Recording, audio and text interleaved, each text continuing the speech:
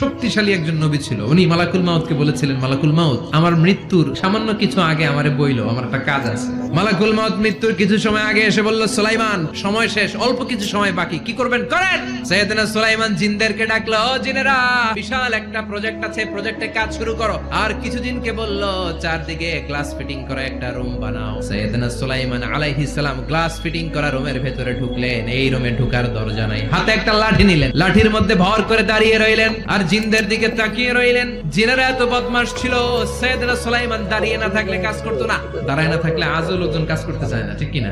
সুলাইমান আলাইহিস সালাম লাঠির মধ্যে ভর দিয়ে দাঁড়িয়ে রইলেন আর বললেন, কাজ করো। জিনেরাও কাজ শুরু করলো। ওদিকে মালাকুল মাউত এসে বলল, সুলাইমান, সময় তো শেষ। সুলাইমান বলে, সমস্যা নাই, রূহ কবজ করো। মালাকুল মাউত ওইভাবে লাঠিতে ভর দেওয়া অবস্থায়, দাঁড়ানো অবস্থায় সাইয়েদনা সুলাইমান আলাইহিস সালামের রূহ কবজ করে নিলেন। উনি এমন ভাবে দাঁড়িয়েছেন, রূহ চলে গেল, লাশ হয়ে দাঁড়িয়ে রইলেন।